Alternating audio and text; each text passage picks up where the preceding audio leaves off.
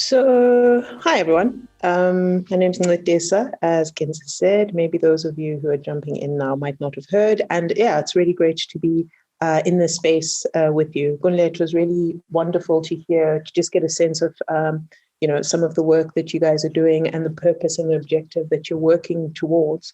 And yeah, I'm hoping that the next kind of 45 minutes with you with you guys will kind of spark some insights that will be useful to your work. So the guide that I was given for this time was leadership through a systems lens, and to do that, what I'm going to do is I'm just going to introduce you to some concepts, and I use the word introduce quite loosely because I think systems concepts, because I think these are concepts that you're probably already practicing. It's just a matter of pointing to some of the words and the languaging that exists in the systems world. And I will share a PowerPoint slide, but this is just as a crutch. Let's still keep it informal. Please, what is the word? Interrupt as questions arise. And as Ukenza said, please, if you don't want to interrupt, please take note of your questions. I've put aside a whole chunk of time for us to talk about some of the things that will come up because, it would be good for this to be a discussion. So a systems lens. Now, systems is a word that's used a lot, right? And more we've seen in development work, in NGO work, in social innovation work, we've seen this word systems coming up a lot more. We need to take a systems approach. And I guess rather than give a textbook definition for me, I'd like to share with you what systems is coming to mean for me. And what it is that it's a recognition that we live in an unpredictable world, right? Made up of systems. We live in an unpredictable world. What it does have, and we can't assume that what we do here will result in the outcome that we want, right? But what systems brings us is the way to see the patterns that are under the surface that can help us sense how our systems, how our world will respond to us, either towards the objective we want to get to or to push back against the objective we want to. So what I'm going to do, sorry, Genza, can you can you make me host, please? Or I'd like to share screen. Sorry, should have said that before. Thank you. So I've just prepared a few slides that will kind of introduce us to this notion of systems thinking and this notion of complexity and what we mean by complexity. And what would be great on the other side of this conversation is that you start to kind of self-identify, with some of the language that's going to come up, the complexity. Start to recognize that you are working in complex systems. There's a disclaimer there around that I'm not necessarily going to present a whole bunch of answers. What we're hoping for is to tweak questions, right? Because it's the questions and the pursuit of questions in community and collaboration. I heard the word diversity, that we start to move towards transforming our systems. And the slides, what it's going to look like is just talking to the characteristics of complex systems specifically. And as I said, please keep a note of any questions that arise. As a prompt, it would be great to have a discussion around what is resonating. It would be great to have a discussion around what are you resistant to as we're speaking. But of course, if there are any other questions that arise, please share them. So what I'm going to start off is I'm going to tell you guys a story about a systems approach to social change, right? And this story isn't health-based, but it is based in my own personal journey. So I find that in terms of kind of having this conversation is quite useful because it's quite authentic. Now, what we're seeing there, when we're talking about systems, we're seeing a social system, a classroom, right? That is quite cramped, quite dark, under-resourced, and not really well set up to extend to the learners what we think classrooms should extend. Now, this is a picture of what like our education system in the black parts of South Africa looked like. And, when you look at it, the first question that comes to me is, what value system, right, what value system would lead to anyone thinking that a class like this is sufficient for children? Now, the answer to that is encapsulated in the Bantu Education Act. And the Bantu Education Act of South Africa back then, which was still in place in the 80s, it basically saw Black children as labor to the benefit of Black citizens as labor to the benefit of white citizens.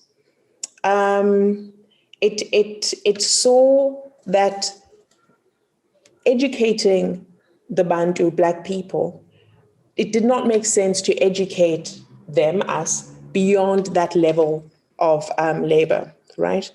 And it prioritized the education of white South Africans. Those were the value systems that underpinned this outcome, right? That outcome. And I mention that because value systems are the very fulcrum. They are the base of the systems that we build up around us. Gunle, at the beginning of your introduction of your network, you said that you want to value well-being and art and being good to ourselves within the health spaces. That is the value system from which you then continue to do your work. And that is what systems are made up of. They're made up of values that then set up routines, resources, and authority flows, right? They're the values. The values are the beliefs, right? They're made up of these beliefs from which we start to set up routines, we start to share resources, and we start to share authority in a specific way. And when we talk about changing those systems and we talk about innovation, we're talking about something that's going to change the system at those levels, at the level of the routine, what we do, at the level of how we mobilize our resources, at the level of who gets to decide what, and at the level of the very values that underpin the broader social system. So I did say that I was going to tell you a story. And if we unpack a little bit, that classroom that we looked at, how is that system made up of? The meanings and the beliefs that underpinned that classroom was that race determines access to education, your worth, your humanity. And what that looked like at the level of the education is that it also determined the quality of the level of education. What that meant in terms of the routines that came up, how things were done, the ruling party at the time allocated resources based on the fact that we had a discrepancy in worth in the citizens in South Africa, and then there would be a discrepancy of resource allocation. At the same time, there was a discrepancy on what role in society you could aspire to. Decision-making was very much centralized, the resource flows were centralized, power was held quite closely. So those 5 pillars that we see over there, and I like to put them in that column, because you then start to kind of surface the underpinnings of the system that we're working in. So, so now I get to the story. So this is the kind of context that many of us were born into. And when it came time for me to be of school-going age, my parents didn't want this for me. And they decided to start to tweak and nudge at the system. Now, how they did that is that they recognized, first of all, that there was a problem. They recognized that the values and the belief that they had for the type of education that their children should have was not the same as what the state had on offer, right? And they recognized that the values that they held about what type of education their children should have was that education should feed their children's curiosity, education should set up their children to be the best that they could become in society, to be contributing members of society.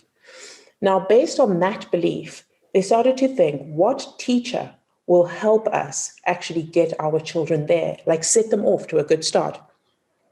And there was a teacher in the town that I grew up in. It's, one of the more, it's in the Eastern Cape, one of the more poor parts of South Africa, Mthatha. And there was a teacher that was renowned for how good she was, how much she cared for her students, and how much she approached teaching from all sides. It wasn't just 2 + 2 is 4. It was, yes, 2 + 2 is 4, but go run and make sure that you're running and doing athletics. And also at the same time, sing in the choir. And also at the same time, have these engagements that connect you to your fellow students. So that's how she approached it. And our parents went, that's what our children deserve, right? They then sourced a principal who also had a similar value system and a similar approach to how they taught. One of the parents was the manager of quite a large hotel in Mthatha, in the town, and he knew there was a room that was unused. And they identified that unused room as a resource, right? And that resource was that it had the potential to be turned into a classroom. So basically, let me go to the next slide. What they did is they reconfigured the social system that their children were being taught in, or the social system that they were in. They banded together and reconfigured it to create a system that would actually meet these values that recognized that education as the potential as something that will grow their children's potentials. So they headhunted the teachers. First of all, they changed their roles as parents and they made themselves the founders of a school. They basically started a school. They headhunted the teacher, they headhunted the principal. They decided on fees, where the school premises are, what uniforms would look like. And in terms of the resource flows, they paid the teacher and the principal a competitive. Those parents who could not afford to pay that competitive salary, they were subsidized, right? It was a for us, by us kind of movement, right? And they leveraged this power as parents to be power. They leveraged the power of being the founders of a school. This power they then shared to the small staff, which was the teacher and the principal. And they said, teach our children what do you think you should be teaching them. And effectively, what happened is that they started a school for their children. That over there, this very sweet tracksuit situation is my very first school uniform that we all wore with unbelievable pride. And the school was literally 10 children, their 10 children, 20 founders, the parents, 2 staff, and a classroom. The school continued for maybe 3 years. In the following year, what happened is that they took in another class. The following year, they took in another class, and then they recognized that they didn't have the resources to continue expanding, so they stopped there. The school continued, but as 3 classes. Now, many, many, many years later, it's a complete, it offers the complete education. It goes from sub-A to matric, I don't know what, from grade 0 to grade 12. I guess the point of me sharing the story, if we go back to there, right? What our parents did is that they came up with an idea that changed the defining routines, resources, and authority flows of the systems that they were in, right? They changed this belief that these schools that were already being provided by the state were good enough for their children. They changed that belief because when other parents in the same area saw the school and were faced with the same kind of with the same challenge of inadequate schools for their children, what they did is they started their own schools following pretty much the same model. Now, all of this was taking place in a social system that required a certain form of leadership. And I really would love to hear your reflections around that in terms of identifying what that kind of leadership looked like. You know, when I speak to my parents and I'm like, so who did it? And they're like, yeah, we did it. But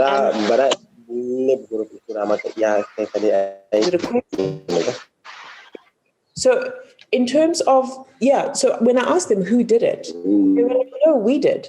There isn't like a direct kind of, this was the main who, I'm sorry, I'm getting a little bit of, okay. Thanks. I think, Kenza, you muted someone. There wasn't this kind of, this is the leader who will be doing absolutely everything. They pooled their resources, they collaborated with each other, and they moved together as a unit. In system, they talk about suboptimal leadership. And it's a quality in leadership where you recognize that even if you're the one who can do the thing that is, you can do that thing best, sometimes it's not the time for you to be pushing at that, because in pushing at that, you will leave everyone behind, right? And it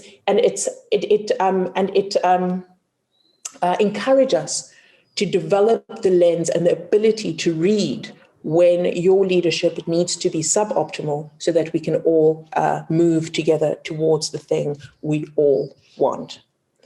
Now, I've talked about systems, and I said at the beginning that, they're quite unpredictable and we can't necessarily, that they're quite unpredictable. What I'd like to share is that in systems thinking, we make a distinction between 3 different types of systems. Well, actually 4, but for the purposes of this exercise, we'll just talk about 3, right? We talk about simple systems, social systems. We talk about complex social systems, and we talk about complicated social systems, right? The 4th one is chaotic social systems, which might be a state of war or something like that. But for the purpose of this exercise, let's just look at the 3. And I'm just going to invite you to look at those 3 different images. Now, each of these images represent an activity that takes place in one of those types of systems, right? And I'd like you to look at this picture and just consider which one is simple, which one is complicated, which one is complex, and why. Does anyone want to hazard a guess as to which one they think is simple? Let's start there. I just want to see if I can see hands. We have a comment from Mildred. She's saying the rocket launch is complicated. I don't know if anybody else has thoughts on that. Interesting. Mildred, would you like to unmute yourself and offer a suggestion why you're going with complicated for the rocket launch? Can you hear me? Yes. Yeah, I think a rocket launch is complicated because there are so many people involved in so many disciplines, from science, design, environment, I'm guessing, politics, media. So it's just one whole complicated, well, not, yes, complicated, because it's not easy to decipher, a linear progression of things, I think.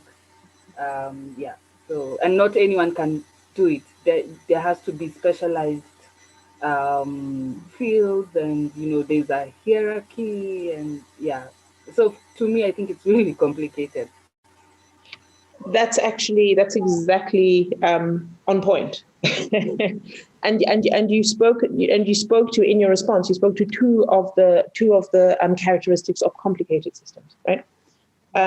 The one is that it requires a level of expertise. Not anyone can do it. I can't just decide that I'm going to be part of this team that is going to take this rocket and successfully launch it and successfully land it on the moon. I need to go to school to do that. I need to just, study a whole bunch of things that I don't even know how to list in order to get to that place, as do my team members. So that, and in that, you also said that it's not simple. It's not something that can be easily done. There's another element to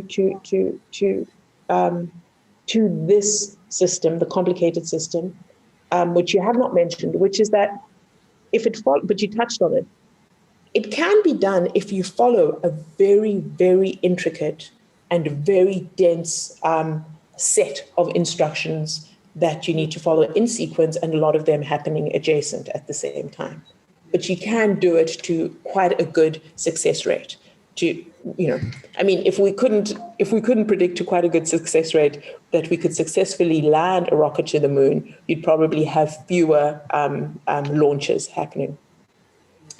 So now that we've discovered which one's complicated and who wants to hazard which one is simple or complex? Look, I see Olu has put a comment in the chat saying the children are smiling and going to school, so that's simple. So I'm wondering, Olu, if you want to maybe expand on that.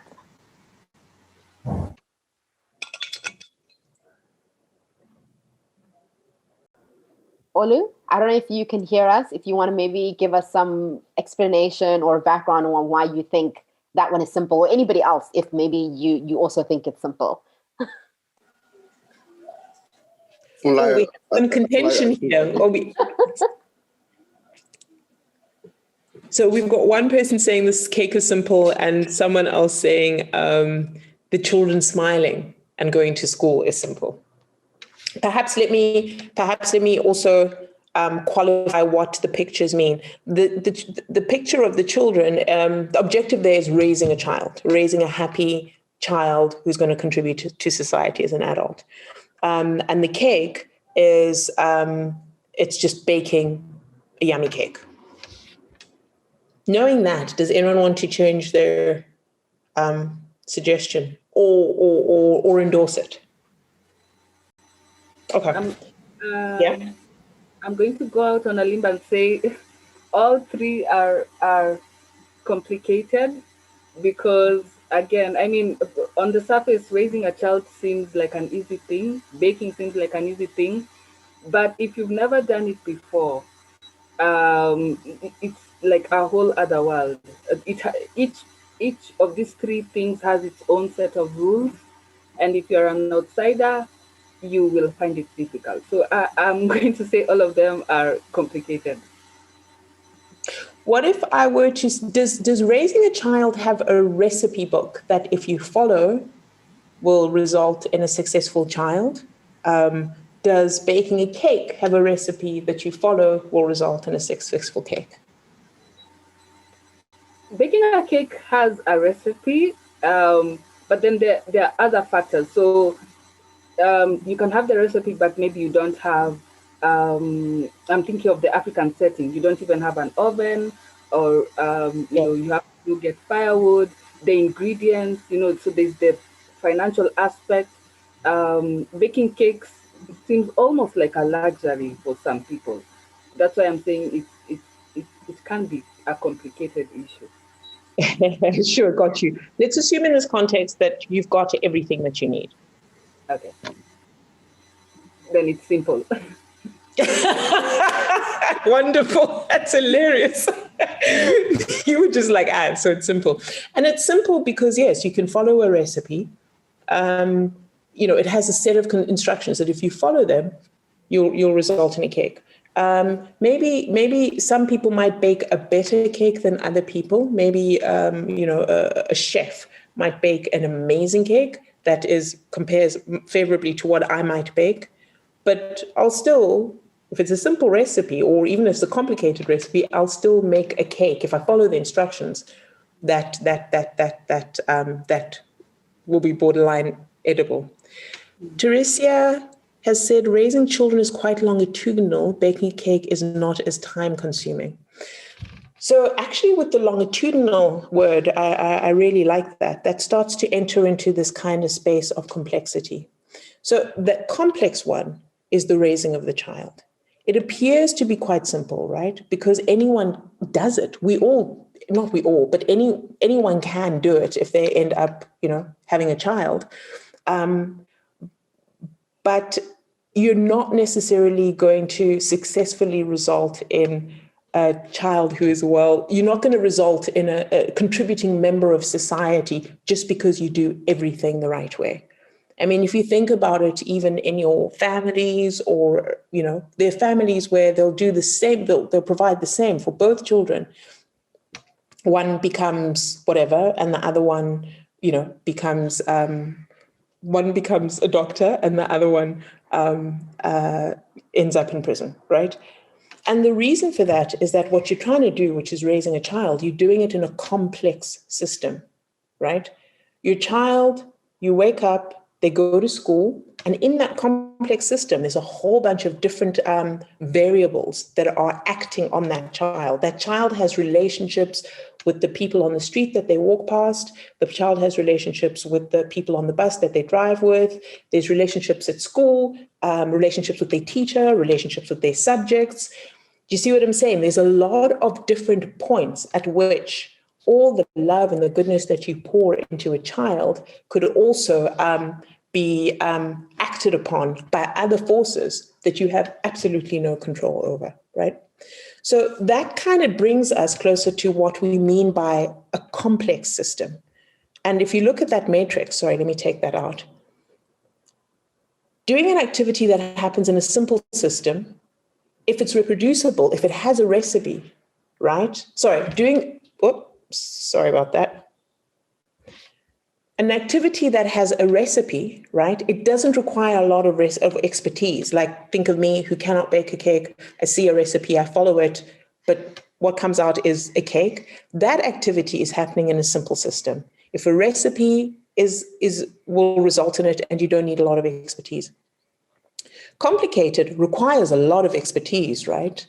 But it is reproducible. We do have maps and logs and charts and instructions that say, if the weather is doing this, then do that. If this, then that, right? It's got quite a complicated linear due to loads and loads of study. And then finally, the one of successfully raising a child, it's not reproducible, right? You can't result in the same, you can't predict that doing exactly the same for me will result in the same thing that resulted with my brother, right?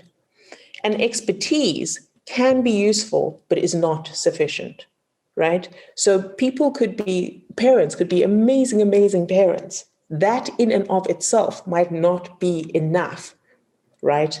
To raise a happy, healthy person who's contributing to society. So I guess this is the main thing about complex, and we're working in complex systems, all of us who are in society, who are working in social systems, they're complex because of all of these different factors that are acting on us that we might not necessarily see. And again, I'd like you to think about this in relation to where you are in your work. How often has it been the case that you've been trying to do something very specific? You've gone to university for it. You've studied it. You've passed. The guideline is if this, then that. You execute that guideline really, really well, and you don't necessarily get the outcome that you had been expecting, right? And quite often the reason for that is because of other factors. So the whole point of this, of recognizing that we work in complex systems, there's a lot of different elements and variables that are impacting on what it is that you're trying to do. These variables have relationships with each other. Consider the child who goes to school, who has a best friend. The best friend has another best friend. And at some point, for whatever reason, they have a fallout, right? The two, and the child does not have the best friend anymore. The relationships can change, right? They're not fixed in a social system. A single cause may have many effects. So a friendship breaking up may have the effect of perhaps making one child sad, right?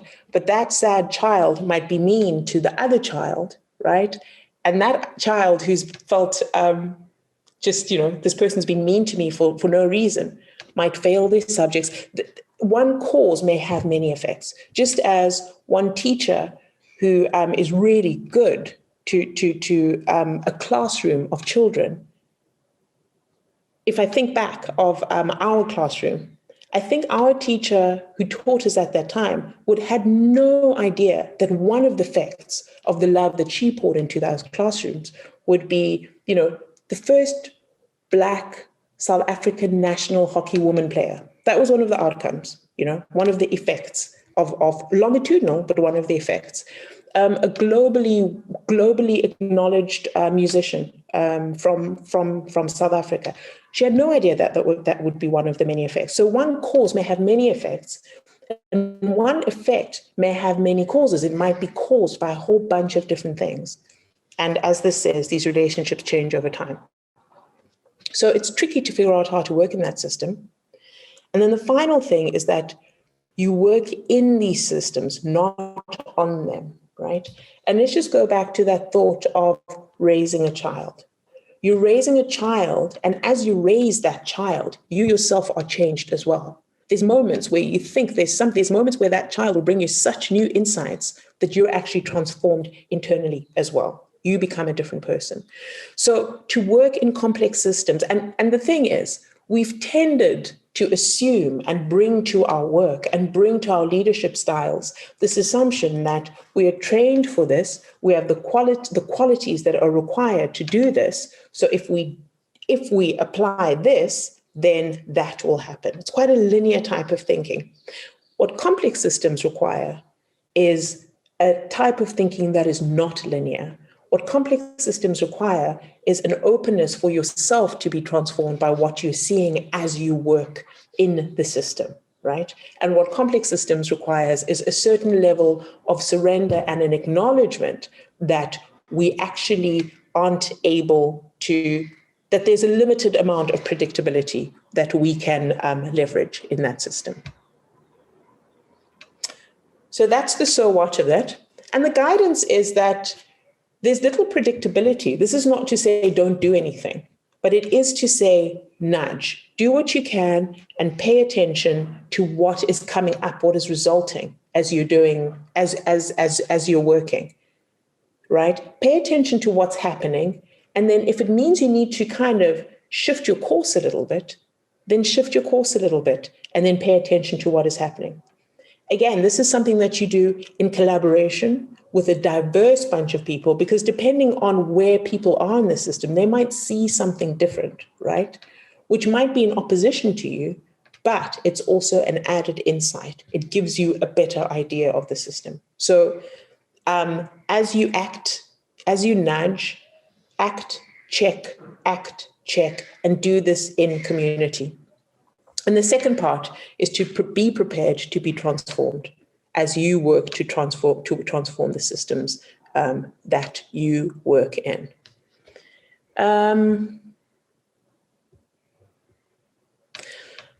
So here's just a few take-homes around leading from where you are from a systems perspective. It's recognizing, first of all, that the power to enact change is already within, and the power to enact change is in places that might not necessarily be obvious, right? But it's there. This power grows when we collaborate, because together we have different eyes and insights into the system and to each other. The values that we share, that we work from, they aren't just like nice, sweet poetries. We build from those values, right? We build our roles, our rules, our decision-making, how we will share money, how we will allocate power. We build from those values. So it's really important to always keep a check on what are our values? Are we still in line? There's the agreement that working in your complex systems, there's the agreement that you're open to being transformed. As you work in your system, things change, dynamics shift, and this is why we need to be really mindful of how are our interventions actually shifting the system a little bit, right? So that you can continue to respond to them. And, when we talk about systems thinking, we're talking about all these frameworks that help us to recognize these dynamics so we can address and navigate them together. I'm going to stop there and just take some questions or insights or comments, right? I'm really interested to hear what is resonating for any of you, really interested to hear what you're resistant to and any other questions that are arising. And I'd like to invite you to kind of share these comments or these reflections, from where you are, from your own experience and where you are trying to move to as a collective. Okay, I'm going to stop sharing. Thanks, Notisa. So I think if anybody has any questions, like this is the open space that we're creating to ask them and to be in conversation. So please jump in either in the chat box or just unmute yourself and go ahead and ask. How does anyone feel if I kind of pick on someone? Yeah, I think I might. Kunle, I'm going to go back to you. Was there anything that necessarily kind of resonated for you, like, that makes sense? Or you're like, I don't like the sound of that? Yeah, let's start there. Thank you so much for that wonderful presentation. And so while you were speaking, I was reflecting on what came to my mind was social determinant of health. We talked about education, location. That's all I was saying, because these are layers of system, and how do people have access to what, right? And then while you were speaking, I was reflecting on what it is like in healthcare system, maybe like private healthcare system, where they have access to very nice hospital environment, as opposed to like when you go to government hospital and it looks like a graveyard, and then you see ask people to go there, and then eventually people that have maybe complicated health challenges go to hospital and they die. I mean, in fact, it's like going to the hospital. Go to that particular hospital, we accelerate the person's burial very quickly, sharp. So how do we work on in the system? Because I heard you about on and in. How do you, and I'm thinking about a relationship that can actually happen by working in the system and knowing who is doing what, and finding the gatekeepers and finding ways of developing policies that can really change the healthcare experience for a common man. Somebody who do not have access to an environment where they have a quality healthcare system. So how do we develop a framework? So I hear that. And also, I was thinking about what you said about leadership. And there was something you said, and I think I wrote it down. Let me just check. You said something on suboptimal way of working with other people in a way that you move together as a unit without leaving people behind. That's, giving other people opportunity to make contribution, not even when you almost know the answer to all the problems. Give other people opportunity to be part of the solution. So don't be at the center of the solution. Give other people the permission to be part of the solution, right? And sometimes just allow them to make their input, and then probably there might be ways of you trying to maybe expand on what they've said. But I see that maybe ways of validating the solution being provided by other team members, and collectively you win together as opposed to like one person winning. So for me, system innovation is about collective wins, right? Bringing our resources together and finding the connection, and I'm doing that. So I heard so many things, like you said, and I also love what you said, the illustration you gave regarding the three images you put up, the rocket, the cake, and the smiling children. And sometimes walking into the hospital system can be that complicated, can be very, very complicated. What do you think you have power to change? Who do you think you have access to? I mean, how do you get in? And one of the challenges our fellows have or experience sometimes is the experience barrier in terms of having access to implement health and health program in the hospital, right? Maybe because I suppose like, oh, well, I'm very good, I'm an artist. If I just go in, they are just going to accept me. No, it's not that easy. It's very complicated because there are so many bureaucracy and the complexity. Because like maybe from the CMD, the chief medical director, to the those layers of authorities, and then how do you get in? How do you ensure they buy into your idea? how do you ensure that they now agree to have you on board to implement the program you want to do? So that is one. Then you go into a community space where they maybe have like a school or maybe have like a community center where you want to do program, might be very much more easier. That might be the piece of the cake where you just go, you're like, oh, great idea. We've been looking for this. Come in. But when you go to the hospital space, nobody's going to grant you access because there are so many things involved. Like, okay, patient, confidentiality, right? I mean, there's so many things involved. Like, I don't know whether you understand what I'm saying. So I like what you're saying is touching very much back onto what we were chatting about earlier on around, the values of what it is that you're trying to do. When we work in these spaces, we've kind of gotten quite used to, we're working in organizations, I guess. Yeah, a hospital is an organization. And it has all of these governance structures that are in place because they're part of a legal structure. But what happens is that the governance structures, sometimes you forget the humanity and the dignity that was in the values that started and seeded, the work to begin with. So I think another invitation is very much to always kind of create a space to go back to those values. Go back and just, do that check-in. Go back and see if we're still on course. Go back, you mentioned, Gunle, a government hospital that is that looks like a graveyard. By going, I think it would be difficult to get to that place if we have really honestly gone back and gone, are we really promoting a place of healing in the space that we've created, in the architecture and the upkeep and the resourcing of this building? And of course, resources, the money to create, beautiful spaces of healing is a difficult one and is in and of itself a challenge.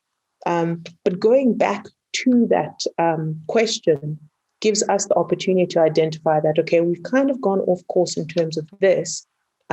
Where can we start nudging our system back on course? I guess that's, let me put it that way. Excellent response. Thank you very much. So I'll probably encourage our fellow from other places to say something. I see that Aditya wants to say something. She has unmuted herself. So please, I will encourage her to just speak. Yes, please speak. Okay. Hi, good morning. Thank you for what you said. I was listening to the story about the school, your parents deciding that even the way the society was, they were not going to go with the grain. They were going to go against the grain and bring improvements even in the face of adversity, if that's my understanding. So I was thinking, is that a way to approach, to buttress what Kunle said? He said the government hospitals are in a terrible state. It's difficult. There's so much red tape. But like your parents did, is that an advisable way to start? Because that was the first thing I picked up, that once you make that decision that there's going to be change, then everything else starts falling into place because your mindset is on the fact that you're going to change the system. Am I making sense? So, yes. So I want to answer this question of, is that an advisable place to start? Unfortunately, there's no one advisable place to start. I think the guidances and the clues are in the collaboration, in the diversity, and in the openness, right? In the openness to actually really identify what it is that we're trying to change, the openness to locate ourselves as perhaps being part of that problem, right? The openness to kind of identify, okay, what are all the factors as many of the factors that we can identify that we're working with. We have a colleague who is in the public health space, right now, and sorry for the very Cape Town specific example, or the very South Africa specific example, but Cape Town over the past couple of years has delineated these red line zones, these red zones.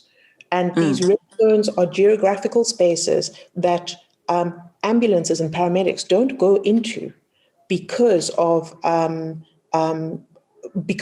being targeted for violence, right? And of course, there's a lot of socioeconomic reasons why that happens, right? There's a lot of socioeconomic reasons why that happens. And she, as a doctor in the public health space, actually approached that from a values-based, from a dignity-based, from a person-based, using poetry, and brought a lot of the EMS services together across scale, from paramedics to, I think even the health minister was part of it in some capacity. But actually, as I said, as a doctor as well, but actually just created the space for everyone to kind of take stock, and for members of the community to take stock, for paramedics to take stock, and for everyone to kind of go, guys, what's going on here? Because it's not a direct health thing as such, but it is a public health thing, because it's a public health thing. It is a public health thing, yeah. So, and in doing that, relationships were formed. Public sector, started to look at the problem or the challenge in a different way, which over time, I mean, we haven't seen massive changes yet, but systems change takes time as well. Yes.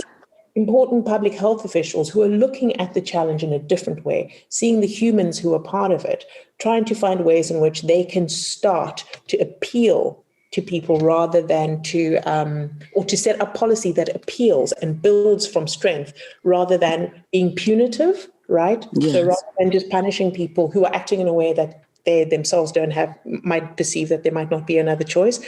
And also in a way where they're being generative and nourishing and meeting the paramedics where they are as well. So that the health can actually, the work of health can actually go past those red zones and into the areas that need them. And part of the work as well is re-articulating those red zones. So renaming them, not as red zones, not as places of danger, but looking for the humanity that is there. Humanity side of it. Yeah. So that's, and that's how in that space, that's where she started and they've started. Okay. Yes. And just lastly, what I noticed was that from your school, or from the school that your parents started, it triggered other people to start. Yes. Yes. So like what Kunle was saying, that it's difficult, but if one starts, even if he's already started, and I believe that once you go with what you believe and you start, then maybe the government starts noticing because they see the change and the effect of the change. Sorry, am I correct in saying that? Yes, and do you understand what I'm saying? Because I'm sorry. No, I think go on, please. I think I'm getting what she's saying. The guidance is always, though, is that there needs to be, as you're starting, don't start from your, what do you call that thing? From your echo chamber, just with people who are all like you. So you're just kind of pushing your own perspective. Start with a diversity of, yes, there must be shared values, but a diversity that will help you see different parts of the system that you're trying to work in. Yes, I get. Okay, great. Thank you. Thank you so much. Thank you. I don't know if there's any more additional questions, but if there aren't, we're a little bit over time. So I'd like us to move to the next session. But with this, I don't know if there's anything that you wanted to maybe just share in closing. I know you might be with us for some of the rest of the session, but just in closing, reflecting on what you spoke of and some of the questions that came up. Yeah, I just want to thank you. I would have loved to have just a better sense as well of what everyone is doing and getting more into it. But from the questions that have come up, for myself, I see what I was saying before. We're going to talk about a language. I'm going to introduce you to a language, but it won't be an introduction. It's something that you're already doing. And that definitely was confirmed for me in the discussion at the end of the session, and I'm looking at some of the stuff that's in the chat as well. So yeah, I hope you continue on this journey, and yeah, I'm looking forward to connecting with you in another capacity at another time. Thanks, Letisa. So the next session that we're going to go into is the presentation around the community action networks. And then for those of you who joined afterwards, after that session, we're going to have a break for about 15 minutes. And then we're going to have our final session for the morning. So I'm going to start sharing my screen. Let me know if you guys can see it. And then we'll take it from there. Fantastic. Yeah, we can see it. Thanks, Kunle. So I really don't want this to be a formal presentation. I think having chatted with Kunle and the work that he's doing and where he explained where some of you guys are in your journey, I know some of you guys are launching community projects in the next 2 weeks. I thought it might be quite useful to share an example of a project that started here in Cape Town. And again, I think I have to echo Nletisa's sentiments around this is a very Cape Town / South Africa focused perspective. But I think that maybe the way to approach it and look at this is that what lessons can we take from the Community Action Network's project and program, what happened, what worked, what didn't work? Because I think one of the things that I've seen in how we speak about social movements, that are relatively successful, that are well known, is sometimes we don't speak about the failures. We don't speak about the things that didn't work. And I guess the perspective that I want to present here today is the story of Cape Town Together, but also then maybe to locate yourselves in where you are, whether you're working in an organization or whether you're starting your own individual project. And I think what's interesting and quite pertinent about Cape Town Together, particularly for those who are working in the health sector, is that it cuts across a variety of different scales. So from the individual to the community to the government, right? So, and I think that's quite important when we're thinking about the work that we want to engage in and where we want to influence and where power sits. So let me start right at the beginning. So Cape Town Together is basically a rapid response to the COVID-19 pandemic. And it started here in Cape Town with really a small group of individuals who are like, teachers, artists, public health researchers, myself, journalists, a group of people who were sort of moving in the same circles. So some of them involved in activism, some of them involved in advocacy, who were seeing what was happening in the rest of the world. So at this time, this is like March 2020. So we've seen what's been happening in Wuhan, we've seen what's been happening in Italy, and all of us could really get a sense that, when this comes to South Africa, what's going to be our response? And I think for us, it was also acknowledging that we have a public healthcare system that really doesn't necessarily have the capacity to respond to some of the scenarios that are playing out in the rest of the world. I think what also makes South Africa unique is that we have a quadruple burden of disease. So we're dealing with tuberculosis, we're dealing with HIV, we're also dealing with lifestyle diseases like high blood pressure, diabetes, and all of those put a huge and significant strain on our public healthcare system. So when the group came together, we thought, well, what's the easiest thing that we could be doing? What are the low-hanging fruit? And where we really started was just sharing information. So the group came together, we made posters around, you should wear a mask, you should, wash your hands. It was really basic. And then we put out a call to action that we shared on a Facebook group. And this is something that I think is quite relevant for those of us who are working on the continent, where we know that mobile phone penetration is the highest that we have compared to other parts of the world. So what resources can you lean on that people have access to that then you can utilize to build, right? So what I want to share with you guys next is a video. So this is a video that we put up on Facebook, and I'm hoping that it can play as soon as I click. If you guys can't hear it, let me know. But I'm going to expand the screen and just increase my volume. It's probably one of the greatest challenges we will face in our lifetime. But we can overcome this disease if we act now. Nobody is safe unless we are all safe.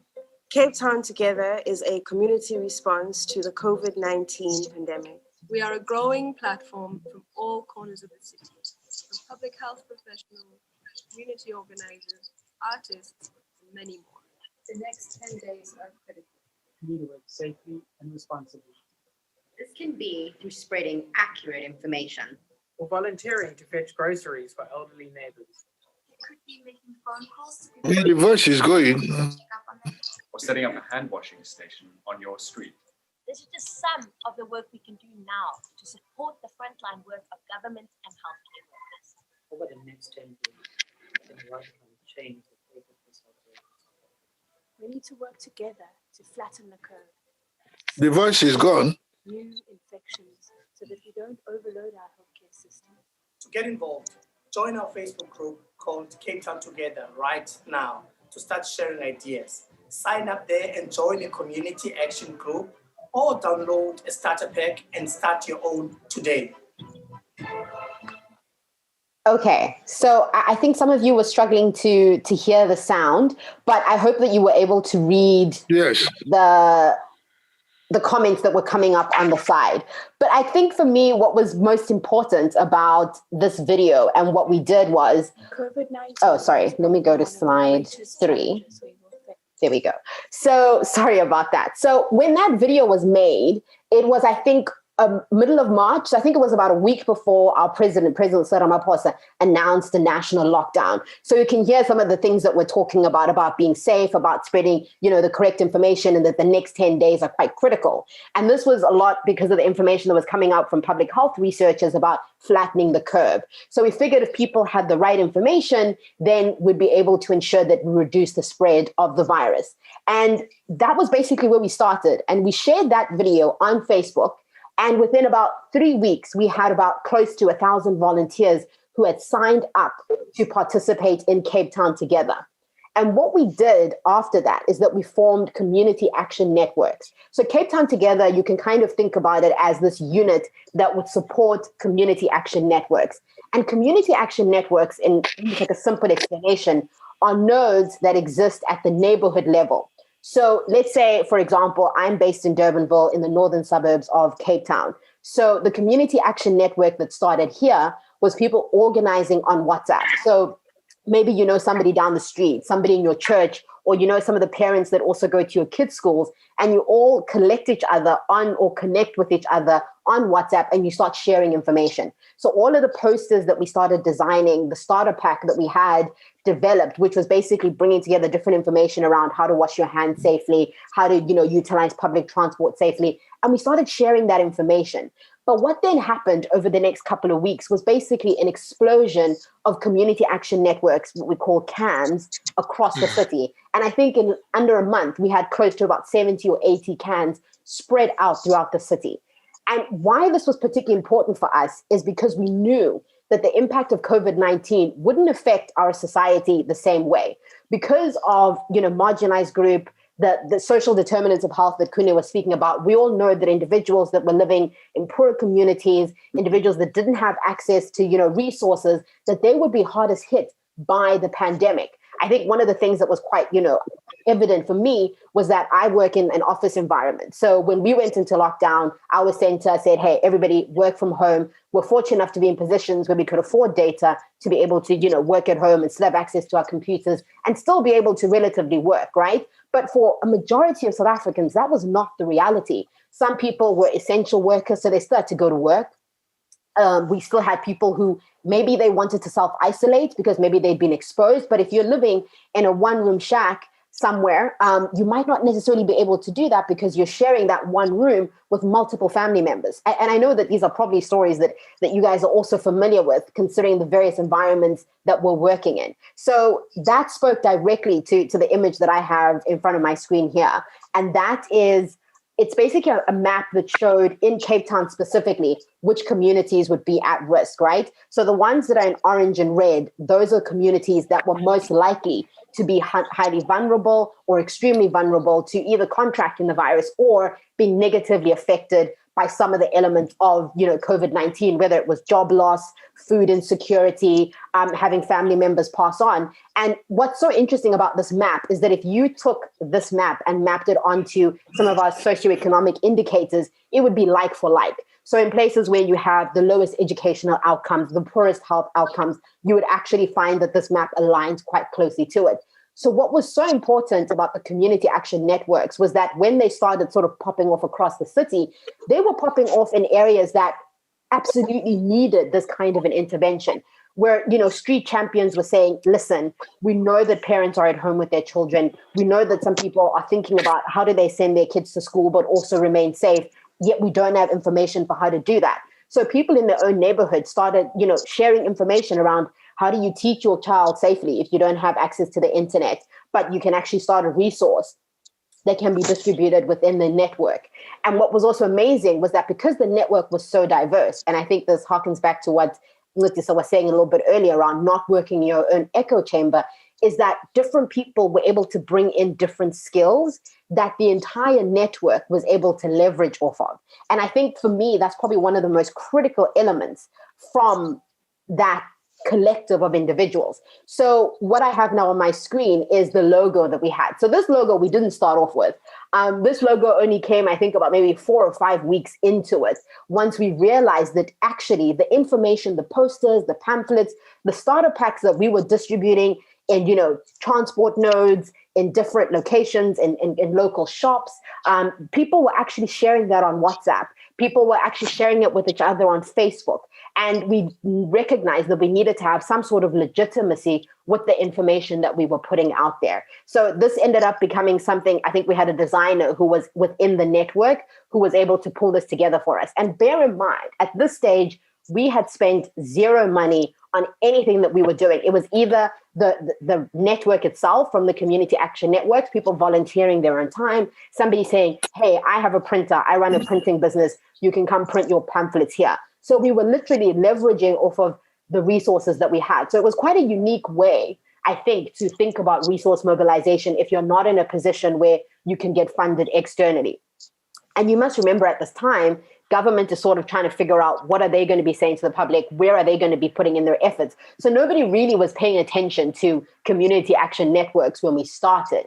But once our influence actually grew, having this kind of legitimacy, having a logo, having, a Facebook page where people could go and see what we were doing, that actually allowed us to be able to open and knock down doors that maybe we would not have been able to do. And what also acted as an advantage is that we had people who were health workers who were part of community action networks. Because once these nodes started growing across the city, yes, I mean, most of us were not involved in health. We were, average people going about our lives, but thought that maybe we could, donate to the soup kitchen that had been started in a particular neighborhood, or that we could, send masks because we had extra masks. But we did have people who did have insight into the public health sector and who knew particular individuals that we could talk to. So I think, again, that goes to the point that Letisa was speaking around about the diversity, right?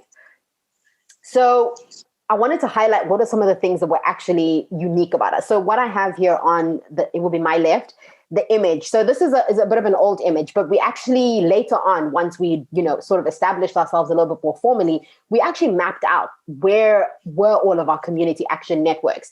And I don't know if it's as clear for you as it is on my screen, but what you can actually see here is that the community action networks was such a relatable idea, because so many people felt very helpless. I mean, yes, we did have a government response coming up from national and the provincial level, but a lot of people were just sitting thinking about their grandparents, thinking about their children, thinking about, somebody that they knew in their community who couldn't self-isolate, or somebody who was homeless, or somebody who'd lost their job.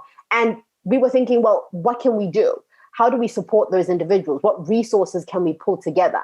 And what ended up happening is that you had community action networks being able to organize across race and class and across a multitude of different issues, right? And I think this goes to what Kunle was also speaking about around the because even though COVID-19 was a public health crisis, I think the long-term impact of that, or just in terms of the ripple effect of that, was even beyond that. The fact that we had issues around food security, the fact that particularly in South Africa, we had issues around xenophobia, the fact that we had issues around how do people, utilize public transport safely.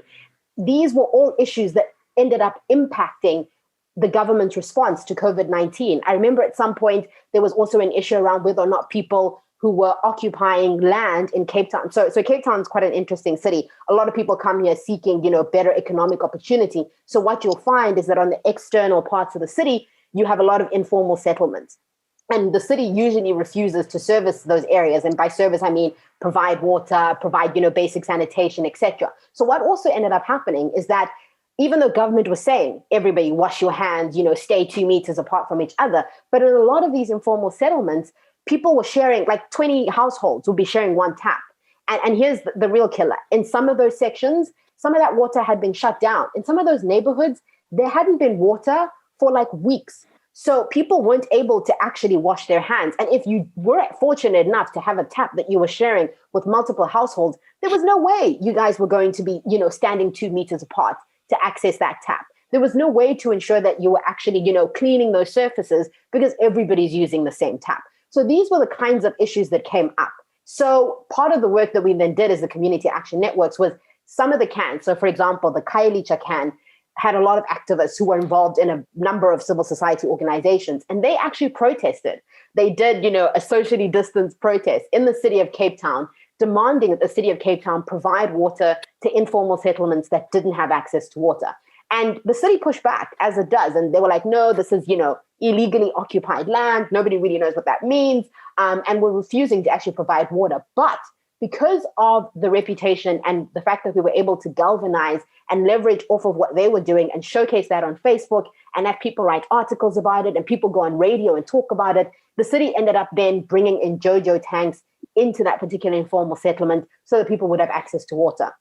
Now, obviously, that was a short-term solution for a much bigger issue around the fact that why is it that people are living in, I think Cape Town's voted as one of the 7th best tourist destinations in the world. Why are we living in one of those cities where people don't have access to water, right? And I think that speaks to the complexity conversation that we were talking about. But there were other issues that also came up. South Africa is pretty well known as a place where gender-based violence is a really big social issue. So what was happening? People were now isolating at home. People were, basically on top of each other for the whole day, for the whole week, for the whole month. So we saw a huge rise in the number of cases being reported around gender-based violence. So we ended up sharing information about that. And what we also did is that we had within the cans themselves what we called these co-learning sessions. So we would actually, because we couldn't get together face-to-face, we were still under lockdown, is that we would organize on Zoom, just like we're doing today. And we would share information around like mental health, what to do if somebody in your family is struggling, like what are the resources that you can lean on.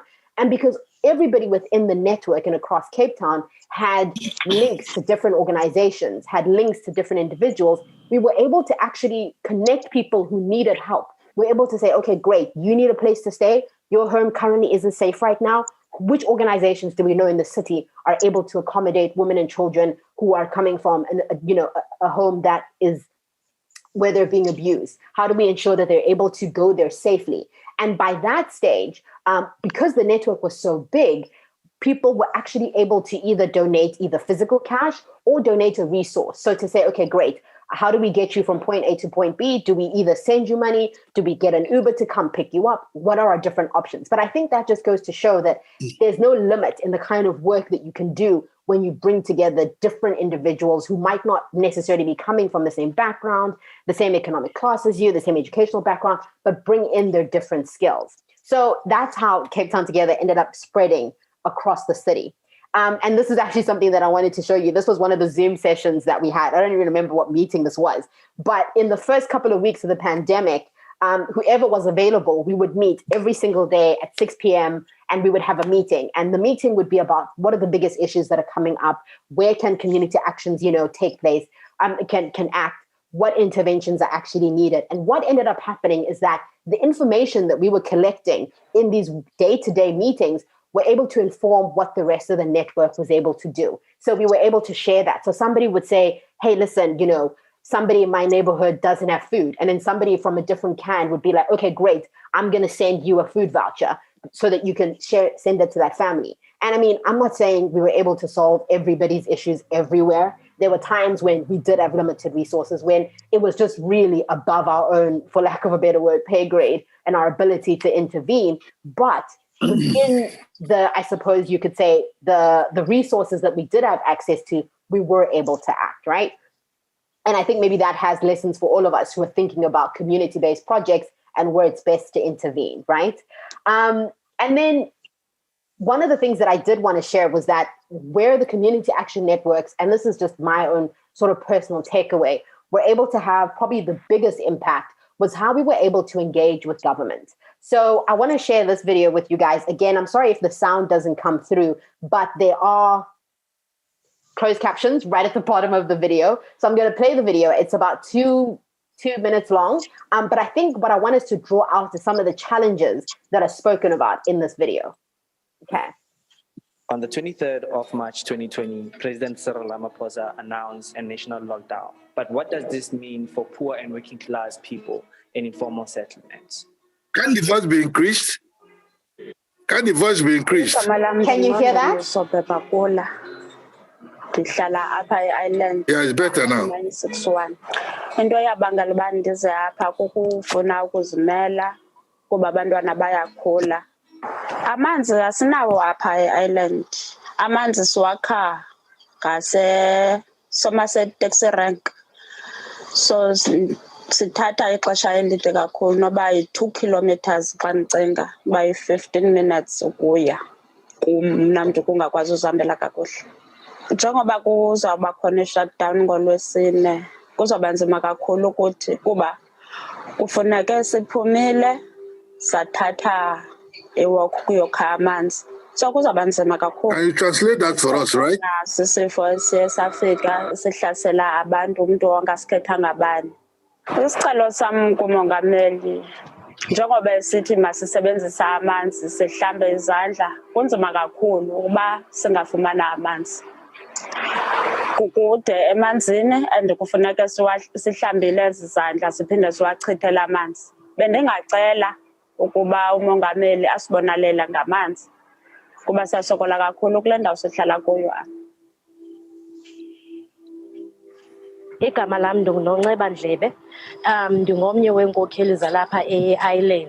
So ingxaki yethu for now sinida amanzi, especially ngoku sifeyisene ne-challenge ye-corona esenza thina singabahlali balapha e-Island sibe vulnerable because iyasi-affecta. There is a disability people here, there is the older people, kukho abantwana, but we don't have water at all. Isicelo sethu esisifunayo ngoku simply because we are on this crisis of a shutdown. Sinida amanzi.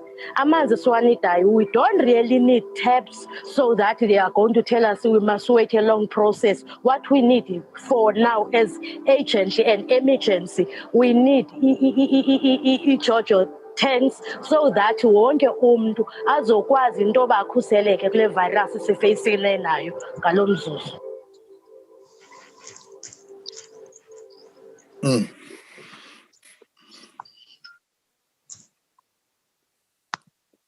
Okay, so one of the reasons why, That's really a problem. Yes, absolutely. That's really a problem.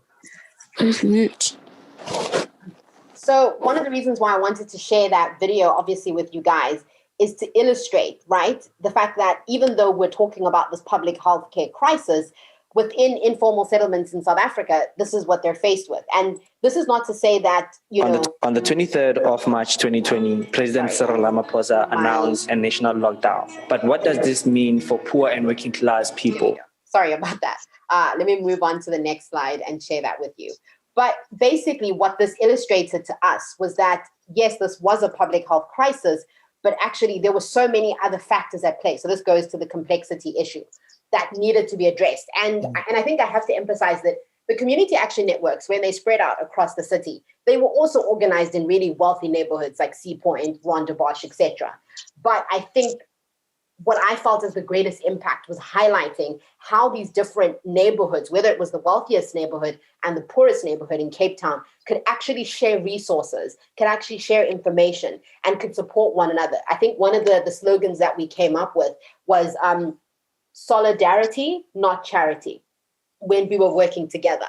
So it was emphasizing that even though most of the people who were part of the community action networks weren't coming from the same economic backgrounds, weren't coming from the same racial backgrounds, but that there was something in collaborating, in sharing whatever resources you had, even if it was just resharing a post on Facebook, because that video that we just watched, that was actually shot by one of the community action network cans in Khayelitsha.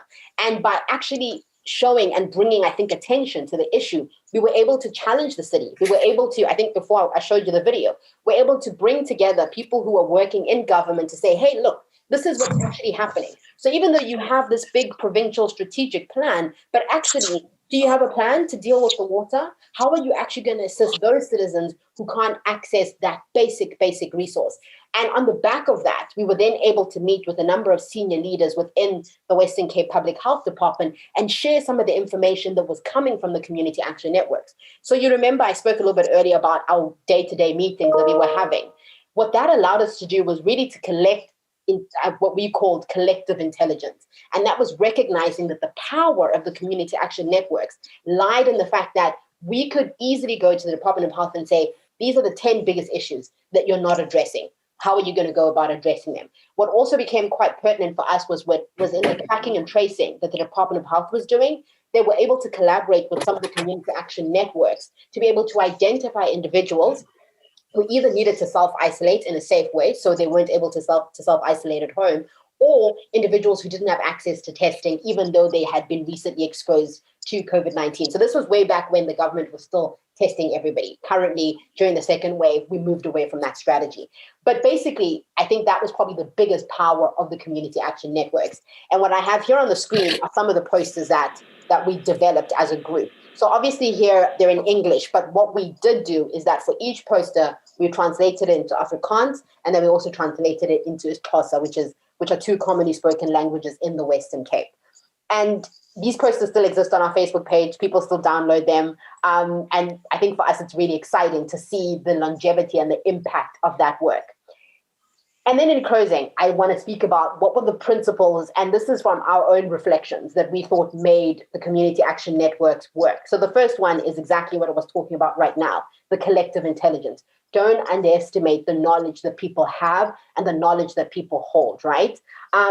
Something else that was really relevant to us was this ability to move at the speed of trust. The pandemic was a chaotic period. Nobody knew whether we were coming or going. But what we decided was that we were going to be an organization that was about action. We weren't just going to talk about doing stuff. If we decided something needed to happen tomorrow, then it was happening tomorrow. And because we had such a large volunteer base, we were actually able to action a lot of the things that we wanted to do. Build solidarity across Cape Town. Like, Cape Town is a fragmented city because of the different inequalities that we face. But I think the values and the dream, if I can say that, of what Cape Town Together presented, a lot of people could buy into that. And what was really unique about it is that because we weren't a politically driven organization, anybody felt that they could join. So we left, I don't want to say we left the politics at the door because everything is political, but in terms of politics, I mean political affiliation. So when we were organizing, we weren't saying which party are you from, which party are you from, which in the South African context can have a big implication for community projects like these. But we were saying to people, if you have something to contribute, join us. We were also relatively self-organized. The network in and of itself, even though when we started, there was that first group, that first video that I showed you, the power was relatively well distributed across the network. So anybody anywhere could start. You didn't have to come and say, "Oi, I want to start a can in my neighborhood. Do I need to do anything?" No, if you wanted to start one and you had people that you wanted to work with, then you started. And one of the examples of that is that in Woodstock, there was an initiative that then got started called Masks for All. And this was a group of individuals who recognized that we had a shortage of masks. So right at the beginning of the pandemic, like, nobody could find masks anywhere in the city. So this group started sewing masks together and distributing them to cans across the networks who needed them. And nobody told them to do that. They just started because they saw that need. Working collaboratively, and I think I've spoken a little bit about this. Again, be inclusive, flatten hierarchies, trying to control power and to hold power and to be the only person in the room that knows anything really stops a lot of the innovation that can happen within an organization like this. We encouraged initiatives. People started community gardens where they were planting their own vegetables. And people also started their own community kitchens where they were feeding people in their own neighborhood who didn't have access to food. Sustain energy and create slack in the system. And how we did this was that we acknowledged that not everybody could participate all of the time. So maybe, the next week you're really busy because you've got work or you've got childcare. But by ensuring that we had a flat hierarchy, anybody could jump in and get involved and throw in their own effort. Obviously working safely because this was COVID-19. And then, of course, sharing good information. I mean, in South Africa, one of the biggest challenges, and I think even globally, was people sharing incorrect information about the spread of COVID-19, about, the vaccines, about the fact that, on WhatsApp groups, that misinformation was unbelievable. But we were able to at least contribute a little bit to that by sharing correct information. So we had a group of fact checkers who were made up of like medical professionals and researchers who would actually double check all of our information before we put it up on social media to ensure that it was up to scratch and that it was accurate. So yeah, that's the work at Cape Town Together. We're still going strong, even though the mission of the organization is looking very, very different from where we were, let me say, in June, July last year to where we are now. So it's interesting to think about where this organization and where this group will go. But I'm going to stop there, and I'm going to stop sharing my screen. And if you guys have any questions, please go ahead and ask them now.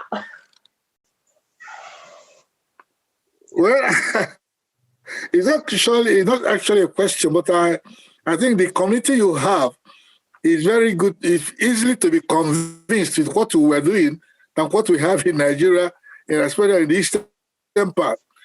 People have been so obstructive in whatever we try to do as far as the COVID was concerned. Because people were protesting, having false stories, giving us sorts of information that is not conducive with the conditions we have. Initially, it was very difficult until we were able to pull in the government to help us, But thanks very much. Your action was very perfect. Thank you. Thanks, Chike. But I think I have to say that not everything was perfect, right? So there were some places where we just couldn't, we had to either acknowledge that was a limitation for us. And I think maybe that's where we're thinking about what happens next. But yeah, thank you. I see a question from Olu here about how do we verify authentic reports of gender-based violence and not having it. Okay, so this is an interesting question. So obviously there's people who would directly report a report to SAPS, which is our South African Police Service. So those numbers, I'm not too sure when they report them, but they usually do come out annually. So people who go directly. For us as the community action networks, we weren't necessarily looking for people to verify. If somebody said, hey, I'm in danger, I'm not safe, then we intervene. So we weren't necessarily trying to verify that information. No other questions? We're good? Sorry. Okay, so I think I would just say that your presentation was a very beautiful one, and I love the model that you guys used. And sorry, my son is crying. That's all right. We're all at home. Okay. So I would just encourage if there are fellows who can actually do something, say something. I just say. Sorry, Kunle, I didn't catch that. You wanted to find out if fellows could? What I'm simply saying is if there are a few things they've learned from your presentation, they can just think about it within the lens of their community mobilization initiative, because I'm seeing that in a way. So probably they might want to share, and probably if you have any response to that, maybe you can. But so the floor is yours, fellows. Teresa, you want to say something?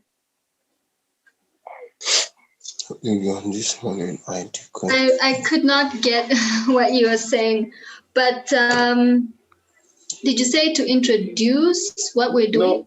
No. So what I'm saying is in the light of what Kentia said, and so your group is doing something. So look at what she said about Cape Town Action Network and what they're doing, and so the way everything is so decentralized, but then in a way that people are able to still achieve some great results, even though they are challenging. So maybe through the framework of what you guys have so far as a group, do you want to probably share, and probably maybe Kentia can say a few things, or anybody on this Zoom call can say a few things. Right. So what my group is planning on doing is hosting a telehealth arts-based project or campaign, right?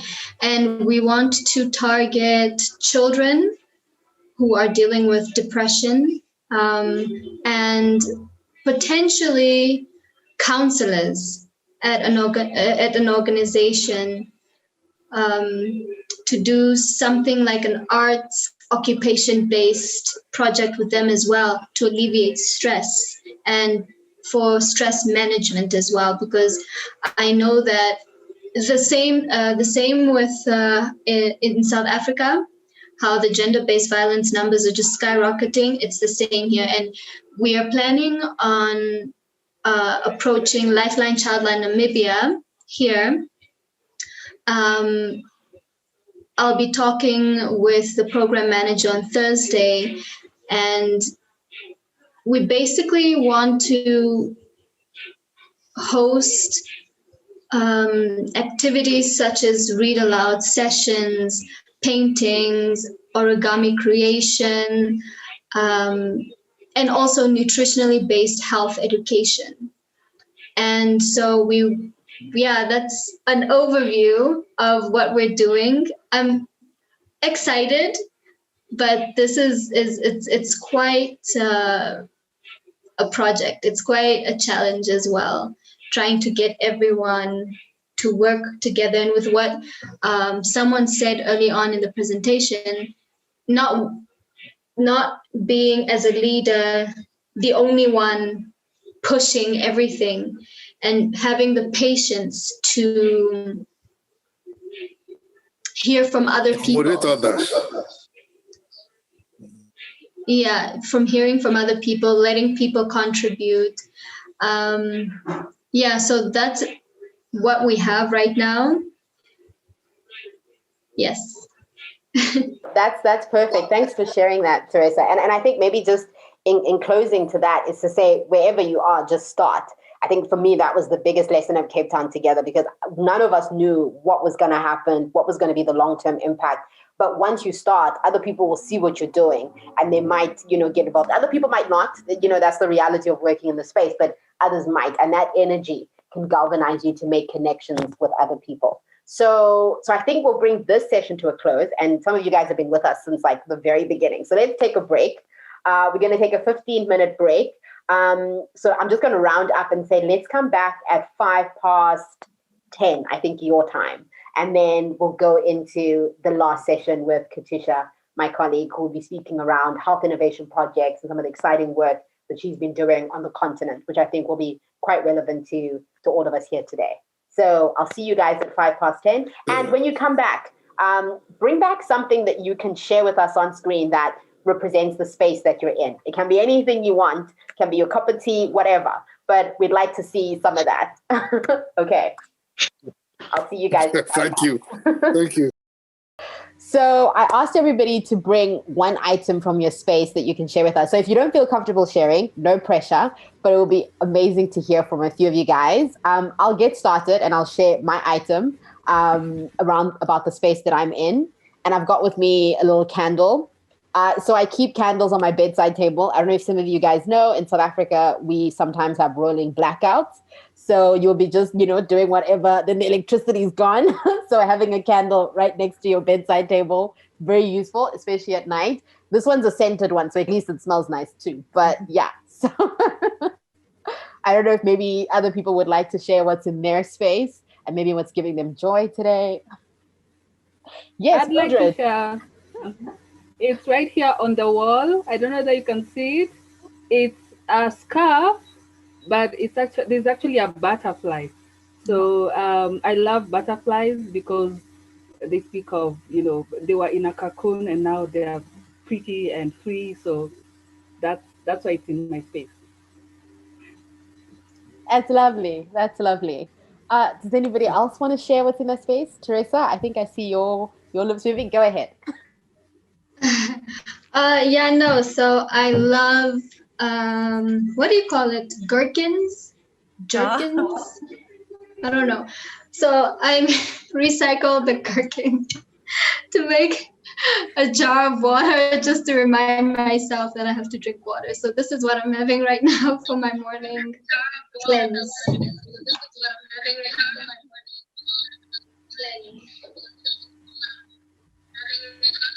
Thanks, Teresa. I think we're getting some feedback from Dr. Okeke. I don't know if you would mind.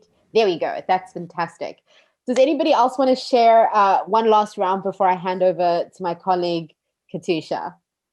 No? Okay, fantastic. So let me hand over to Katusha de Villiers.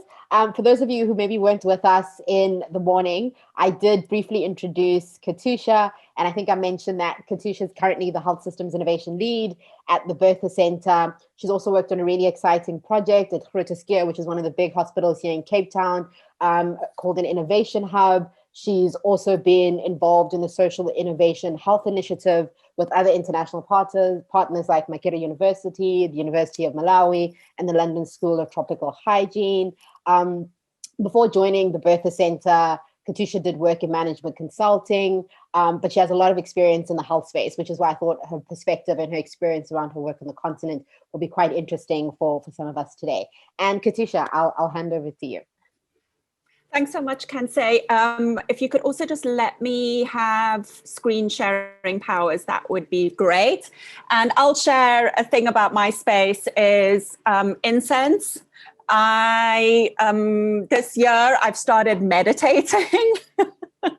I'm really making a lot of good use out of that Headspace app, just to try and be more present in myself and in my work. So yeah, incense is what I've got going on at the moment. So thanks. I think, okay, brilliant. Let me just quickly share.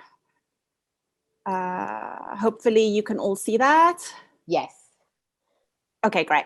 So as Kensei mentioned, I have been lucky enough to work on a number of different projects, both in South Africa, but also across the continent. And I wanted to share a couple of health system innovations that I think are notable here in South Africa, but which I think are translatable across the continent, because I think South Africa really can be viewed as a bit of a microcosm of existing global challenges, inequality, youth unemployment, poverty, specifically health inequality.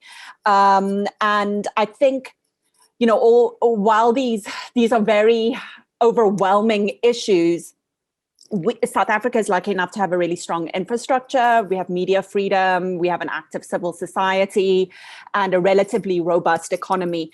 And most importantly, we have this amazing human talent and possibility that we're able to tap into. And I think we have the right active ingredients to make real progress, and I think contribute to African solutions for African problems. So I just wanted to sort of preempt that, to say this might be a little bit Africa focused, but there are some continental examples that I want to share. And ultimately the 6 lessons that I'll be highlighting at the end of the presentation are lessons that I gleaned from a project that I did with organizations across East and West Africa. So I'd like to just, what does health innovation mean to all of you? I think sometimes when you hear about a health innovation, it's a new drug, or it's a new app, or it's a new piece of technology, but there have already been such amazing examples that have been highlighted, whether it's the community action networks, whether it was Teresia's plan to do, around mental health. Those are health innovations, really. So maybe in the chat, maybe 1 or 2 of you could share some health innovations that you've recently come across that you think are pretty cool, or you could even there we go. Let's see. Arts and Medicine Fellowship. Yes, exactly. That's an excellent example of health innovation. Yes, as Kente says, Last Mile Health, innovation that is inclusive. Last Mile Health is a community health organization in Liberia, and I'll be talking about them a little bit later as well. So one that I always like to mention is, it's called Pulo, which is a animatronic seal. It's a baby seal that has been developed in Japan, and it's being used in, I think in Norway, to mimic animal therapy for folks in care facilities. And it is a way in which you can lower patient stress levels, you can improve engagement with caregivers, and just brings them, greater enjoyment in their day-to-day. So, on the one hand, you have an animatronic seal as a health innovation, and on the other hand, you have Last Mile Health, which is this community health organization. So I think that really just shows what a broad scope there is when you're talking about health innovation. So I don't know if many of you have seen this picture before. This was on Time magazine's cover a couple of years ago. And it demonstrates what a racially and economically segregated country South Africa is. This is an example. This is a suburb in Johannesburg. Despite the end of apartheid over 20 years ago, we're still beset with persistent social inequality, poverty, unemployment, and a heavy burden of disease. And challenges include lack of access to basic requirements of health, such as water, sanitation, and education. And even though we've seen such substantial economic growth over the last, in the past apartheid area, we're still, half of our population lives in poverty. And because of that, in 2018, the World Bank named us the most unequal society in the world, not only because of income inequality, but also because of health inequality. So the top 1% of South Africans control 71% of our country's health, while 60% of our population collectively controls only 7% of our country's assets. And that is split along racial lines. So the white minority, which is only about 9% of our total population, still benefits from all of these unequal policies of the apartheid era. Those who have had access to opportunity continue to have that access through intergenerational wealth and mobility and land ownership and quality education. So inequality continues to be passed down. And it's sort of in this space that Bertha, as Kensei might have mentioned, acts. And we believe that through inclusivity and radical collaboration, social innovation and health can open up the doors to broad-scale systemic impact by bringing together different disciplines, emphasizing co-creation, and pioneering solutions and business models that respond to real health needs. Sort of new ways of doing, being, and understanding. So the South African health system faces a range of systemic and structural challenges, inefficiencies, staff shortages, skills variability between rural and urban areas, and suboptimal care levels in patient management. This is a result of a poorly funded public sector and a smaller, better resourced private sector. We are within the top 5 African countries in terms of density of medical personnel per 1,000 population, but the public healthcare system is chronically understaffed. Around 70% of our doctors work in the private sector, which leaves only 30% to service the public sector, and that's where 80% of our patients seek their healthcare. So it's drastically lopsided and overburdened. And this is also seen in where people can access their health. So because of these urban planning policies, healthcare remains inaccessible and inconvenient to most South Africans. This is an example. This picture that you're seeing right now is Groote Schuur Hospital. This is a large government-funded tertiary and quaternary care facility in Cape Town. It's the Cape Town University of Cape Town's teaching hospital. And it is located slap bang in the middle of town, which means it's incredibly inconvenient for those patients who have to be who are referred for care from our township areas on the city's periphery. And transport into the city is really expensive. It's unreliable. It's unsafe. A commute could cost up to $3 when an average service sector job pays as little as $10 a day. So it's for people, it's taking up their time, it's taking up a lot of money. You're wasting a lot of manpower by queuing. If you go past Groote Schuur Hospital at 4 a.m. in the morning, you can already see patients queuing up outside the outpatient clinic. So obviously in this context of deep inequality, there needs to be new methods of addressing and overcoming these challenges. And I think South Africa is a ripe testing ground for entrepreneurship and social innovation. I think South Africa, I think all African countries really are, because you're not bound by traditional solutions and are able to reach members of, each country's most vulnerable population.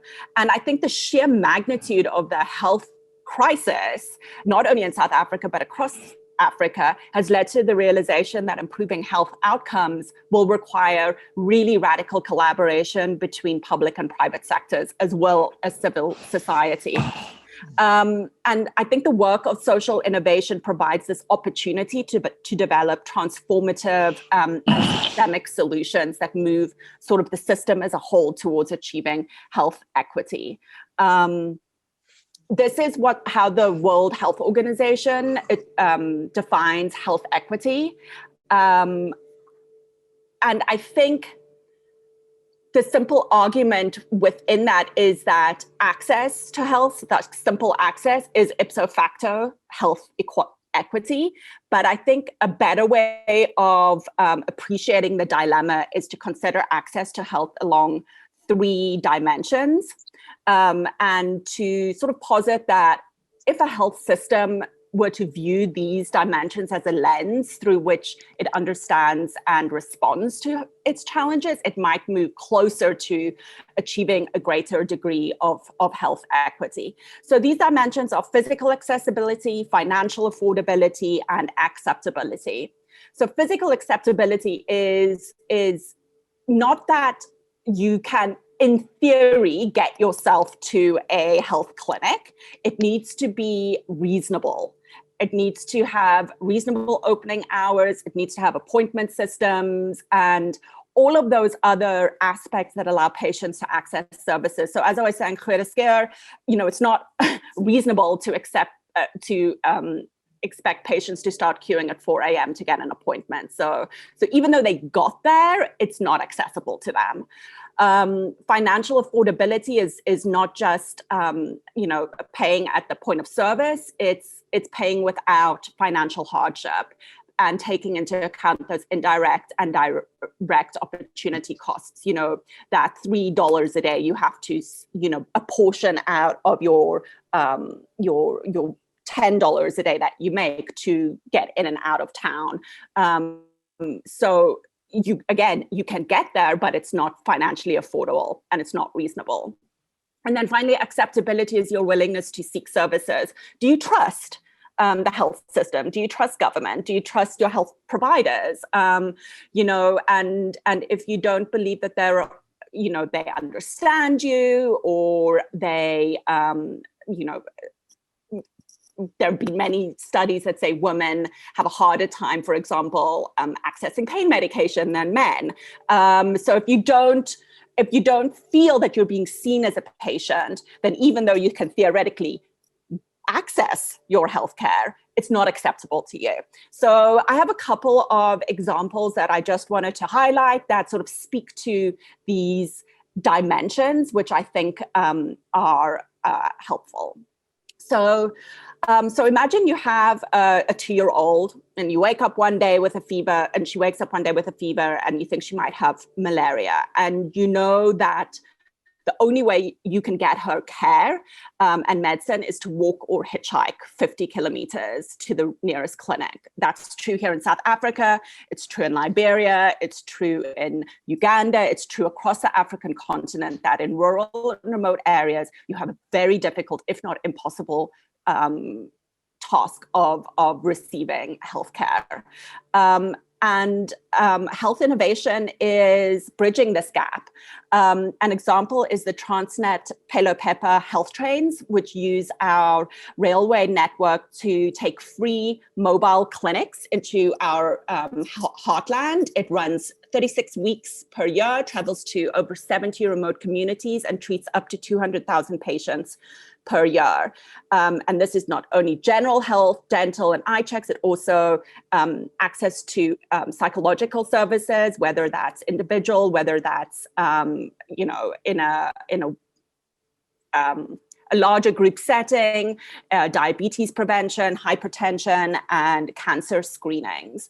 So it's a great example of kind of using what you have, which is a functioning rail system, and meeting patients where they are. Another example of physical accessibility is IESA Health. So imagine you have a chronic illness, but your work requires you to travel from your township home on the urban periphery into the city center, a journey that could take you up to 3 hours, both ways. So where would you find your time to access a health facility within its opening hours, to pick up your chronic meds? And then Sizwe Nzima, who you see on the right of my screen, developed a solution to address these issues. He established IESA Express in 2013. It's a bicycle courier service employing local youth as specialized medical couriers. His team collects chronic medications from public health facilities and then delivers them directly to people's homes. And now it's become IESA Health, which is a health logistics company that aims to strengthen public health systems through improved access to community-based patients. And Sizwe's first patient or first customer was his grandmother. That's how he came up with this idea. He was queuing for her chronic meds. He looked around, he saw other patients her age, and he thought, why don't I just, kill two birds with one stone? And from there, he's now grown it into this amazing youth development, health, social innovation, which I think is absolutely amazing. Pele Box is an example of financial affordability. In 2013, Neo Haturi, who is actually a Bertha scholar, we gave him a scholarship to do his master's in inclusive innovation at the GSB. He was diagnosed with TB, and during his 6-month treatment, he had to travel to the health clinic in Johannesburg every 2 weeks, where he would queue again for hours to pick up his medication. And he had plenty of time to think while he was standing in those queues, and he thought, what if he could create a solution that allows patients to collect their medications in under 2 minutes versus the 3 hours that they would have to stand around and queue. So he developed Pele Box. Pele Box is very similar. If you've seen those Amazon lockers, in the United States, they have those. You order from Amazon, you go and pick it up at a centralized location. And instead of incurring those indirect and opportunity costs of queuing, patients who sign up get a one-time PIN on their phone, which they use to unlock the locker to retrieve their medication. And this is particularly exciting because it addresses the strain that the public health system is currently under. It really releases a lot of that burden, not only patients waiting, but taking up space. And I mean, my goodness, 70% of a facility's prescription load is devoted to filling repeat prescriptions. So if you could just remove that, it really relieves a lot of stress on the system. So he's been partnered with the National Department of Health since 2016, and in Gauteng, the Gauteng province, up to 8,000 patient collections have occurred since 2016, which I think is really exciting. So again, it reduces strain on the facility, it improves the patient experience, and it reduces adherence barriers. And actually in 2019, Neo and Pele Box were featured in Time's 100 Best Innovations of the Year, which I think is super exciting. And then the third dimension that I wanted to talk about is accessibility. So the issues of language and culture in South Africa, I think, are applicable examples of acceptability in seeking out healthcare services.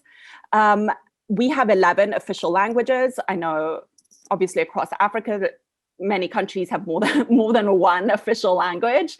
But for us, English is the primary language of state discourse and of the health community. And I think that is really isolating to patients whose mother tongue is isiXhosa or Venda or Zulu, and who, in consequence, really can't communicate appropriately with their healthcare provider, or might need to rely on their child or their nurse as a translator, which isn't appropriate because medical language is so precise. So I think this is really the case for many patients who live in the Untitled district in KwaZulu-Natal, which is another South African province.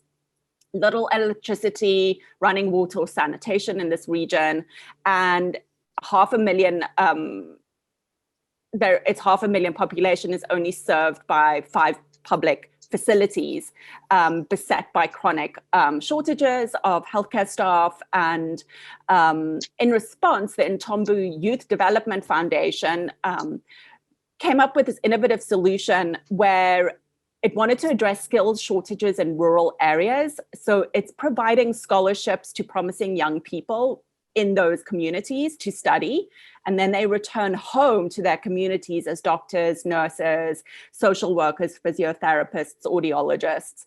And they're able to communicate with their patients in their own language. They're held in high esteem by their community, and it sort of bridges that accessibility gap, because they become the trusted provider of healthcare services. The foundation has been around for about 20 years.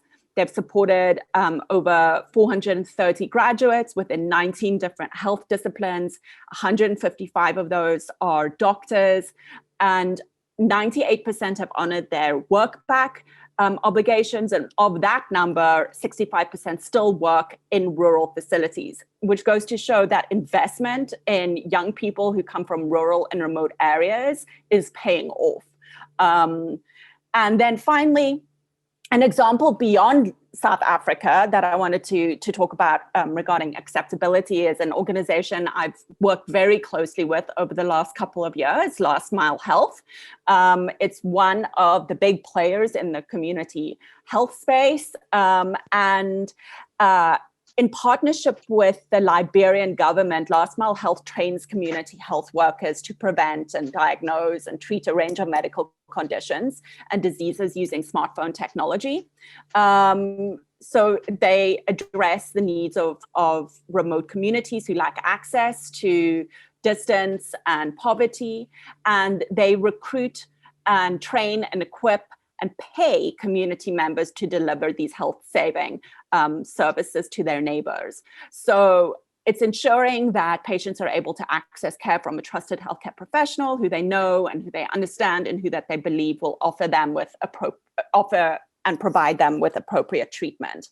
Last Mile Health, I think we can learn a lot from in this particular time in which we're living.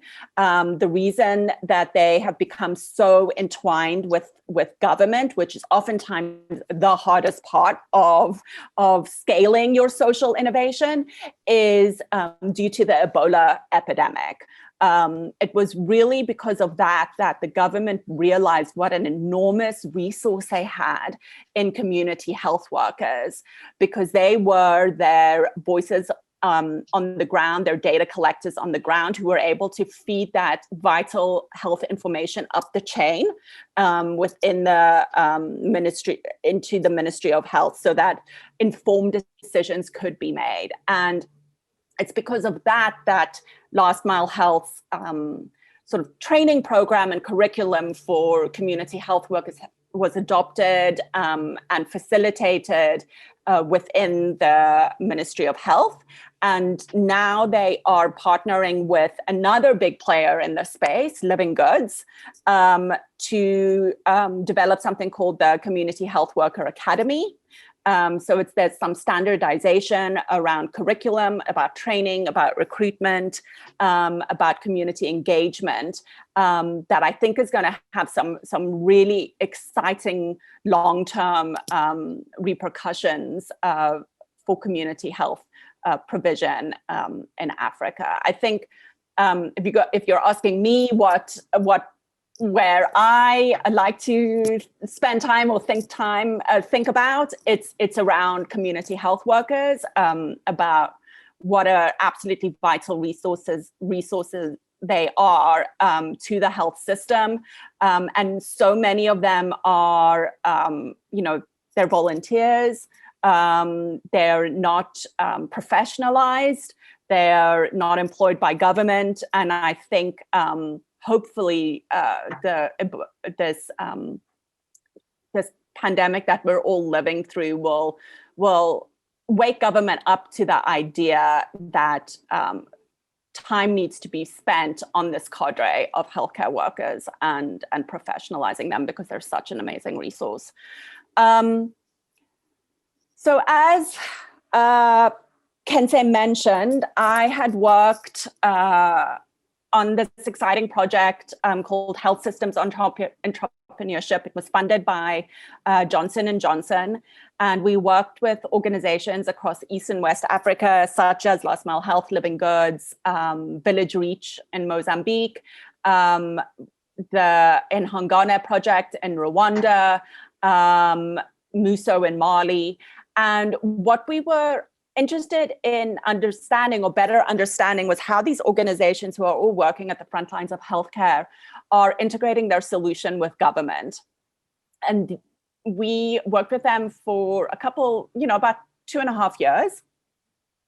We spent a lot of time creating a peer-to-peer learning network between them, because, in the community health space, you all know each other, but you don't really know intimately how it is that you deliver your services. And we wanted to create this neutral space to share learnings where they become trusted peers and colleagues to one another. It doesn't make sense that there is such siloing going on within the same space. So what can you learn from one another? And through that heavy emphasis on peer-to-peer engagement, we developed these kind of 6 lessons that I think are, good examples of, 6 lessons for health systems innovation, basically, which is firstly, to create that neutral space to share learnings. At the moment, if you look at how you're funded, you're getting funded to do a very discrete set of work or piece of work. And often the funder has very, very defined ideas of what those outcomes should be.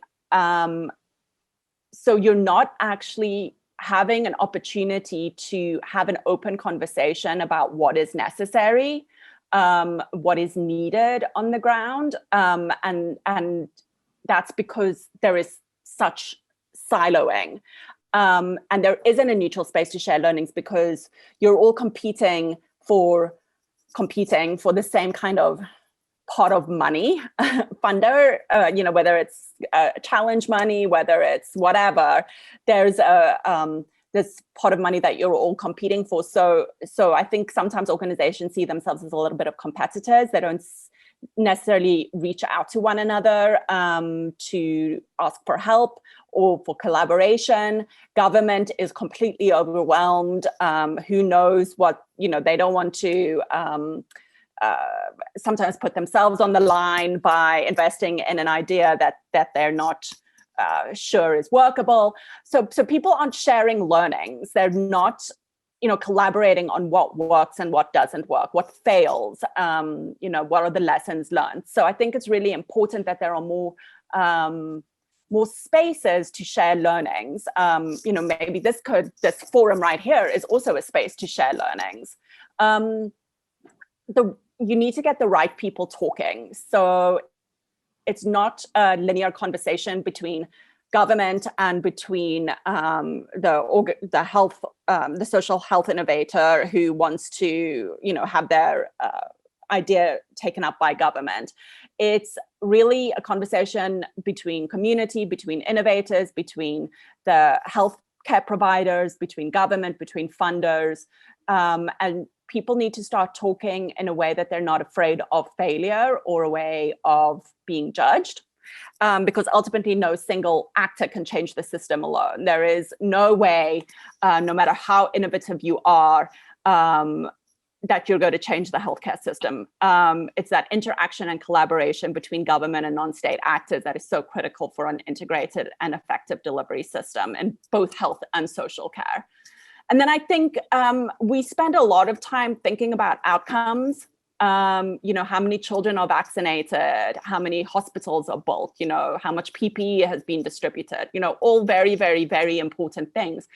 But how do we measure that? What about the process measurements that I think are just as important as the outcome measurements? Those soft measurements, you know, how many meetings did you have to go on with government before you saw traction? How many white papers had to be published? How many times did you even have to call before you got an appointment to see someone? You know, those are all these important ways in which you can measure change that speak to the scaffolding that ensures that that systems change is strong and can lead to the outcomes that you ultimately want. And that goes to this fifth point, which is that systems work takes a really, really long time. And unfortunately, that's not being built into funding cycles. You are often funded for 2-3 years to do systemic change. And that's just not realistic. You know, you need to be funded for way longer than that. And part of that as well is being funded for your operational activities as well, which is sometimes not as sexy as the hospital that's being built or the PPE being distributed. But and then the other part, of course, is involving government from the start. Agree or disagree with their agenda, government is ultimately the custodian of citizens' healthcare. It does drive the agenda. I think it's one of the biggest complaints that I've heard from government is that oftentimes, you know, people don't have any appreciation for their own cycles of work. They come with a ready-made idea. They want to roll it out, and there's lack of buy-in. It's too late in the process, and government has no room for input. There's lack of engagement in government processes or agendas and activities, and that makes it really difficult to understand what it is, how, you know, it just makes it difficult for there to be a proper conversation and a proper collaboration. So those are sort of the 6 lessons for health systems innovation that I gained through this project that I worked on. And I think really what's exciting about the work that we do is that we have an opportunity to really, at Bertha, and through forums like this, is that you have an opportunity to celebrate and promote grassroots innovation. And, you know, across the health system and within communities, there are individuals who are making such valuable contributions that can achieve systemic change. So I think even the little piece of what we do is really so valuable. So that's it from me, and I'm happy to answer any questions. Thanks, Katusha. Pleasure. So I see a lot of hands going around. So I think we all really enjoyed that. I think that's so insightful. It's always so good to hear about what's happening on the rest of the continent. So I'm wondering, for everybody who's embarking on community projects now, if you have any questions for Katusha, or any reflections about some of the questions that you're thinking about for your own projects. Thank you very much. Very interesting. Oh, thank you. Thank you. Very interesting. Thank you so much. Does anybody? Katusha. Oh, go ahead, Teresa. Sorry. Thank you for taking the time for to educate us all about this topic. I was just thinking, you know, with our project, we wanted to get or include as many people as possible. And so the way it was set up, or the way it is set up, is to have 2 age groups, so children from 10 to 14, and then adults that are, you know, 20 plus. And I was thinking perhaps to include the counselors at Lifeline, Childline, as the adults, we could get 4 or 5 counselors and just do a stress management art-based project. But coming closer to the time to present everything and to get things rolling, I was thinking to maybe pick on your brains about the wisdom of picking 2 age groups or just one that to work with specifically. Have you had projects that deal with a small project like this with no resources that deals with 2 diverse groups? So yeah. Yes, I have actually. Kente mentioned right at the beginning that I was involved in an innovation program at Groote Schuur Hospital. And there, Groote Schuur is known as a hospital of innovation because that's where the first heart transplant in the world took place. So it's always had this idea of itself as being like this really, you can't do one groundbreaking surgery 50 odd years ago and then be like, yeah, we're done. you have to keep innovating and being.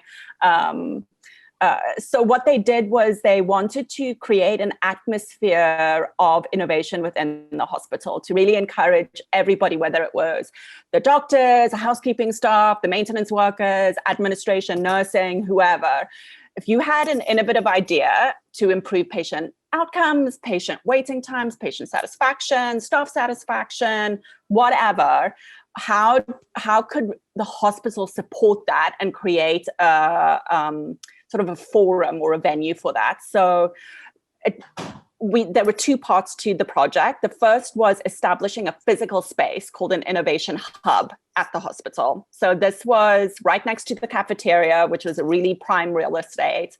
And it was a really funky looking space. It looks really cool with modular furniture and, all of that kind of stuff. And it was space where you could have workshops, you could have meetings, you could just provide a neutral space away from your day-to-day work where you could go and think about and explore and brainstorm with colleagues and peers about how you could improve, your idea. And then the other part was that we got about R1 million of seed funding from the Hospital Facilities Board, it's under $100,000. I can't do the conversion. Sorry.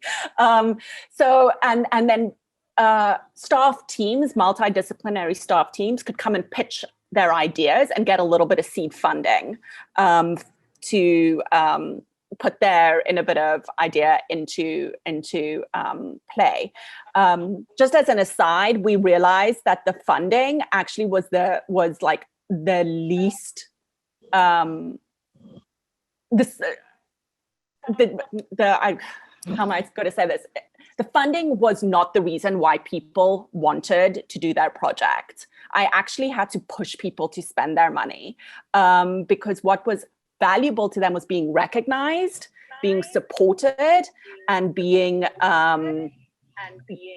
championed by the hospital, seeing that investment in themselves. So the funding really wasn't as big of a deal. Anyway, that's a kind of a long preamble to the project I want to tell you about, which is one of them was called the Kidney Cares Clinic. So when you are 12 years plus 1 day, you come over from Red Cross Children's Hospital, which is the children's facility that feeds into Groote Schuur Hospital. So at that point, you are then going into adult clinics. And for children who have chronic kidney conditions, they saw a massive drop off in adherence and compliance with their medical protocols, which actually makes a lot of sense because you are not only struggling with a chronic kidney condition, you're also a young person going through a lot of hormone changes and you have a lot of things going on in your life. And when you go to clinic, you're not seeing people who look like you. So who do you turn to when you have problems or questions like, I'm going on a date, but I have a bag, or a port like, what was your experience? Or my friend's having a birthday party and I don't know what to eat, because sometimes you have to eat like a very low sodium diet. So the doctor in charge of the clinic, the adolescent clinic, thought we need to create space for these young people to be together, to see each other as a system of support. We need to create an entire clinic that's just for them. So it was from 12 to 25. They put all of those young people in the same clinic together. They used the hub as a meeting space ahead of clinic time, where they would come in for about an hour. They would meet with the dietitian. They would, who would talk them through those problems. They would meet with a social worker to talk about at-home issues, that kind of thing. And then what was really cool, and speaking to your question about the age groups, is that they recruited patient mentors from that older patient group to mentor the younger people. And they would then be that resource to say, I'm going on a date, or, I feel really crappy today, all of that kind of thing. So the doctor doesn't know, but that person knows. And it was massively, massively successful with a very small, it's not expensive, very little resources were needed. Because of that, if you don't have an innovation hub, you can maybe use a space in the cafeteria or a break room. I would suggest that you spend a lot of time actually doing a little bit of a focus group with patients, caregivers, nurses, other staff members. And then maybe you could even get some of your colleagues in social work or, allied health professionals to volunteer some of their time if you want to do that kind of thing. But I think it was really, really valuable. And it started out in the renal department. There are now multiple adolescent clinics across the hospital in different service lines, because they saw how important this was for young people to have that kind of support from one another. That's beautiful. I love that. Thank you so much. And it's so simple, right? It's not like, it's super simple. You're not designing an app or a whatever. You're just getting people who are the same together. No, this really, really helps me. God.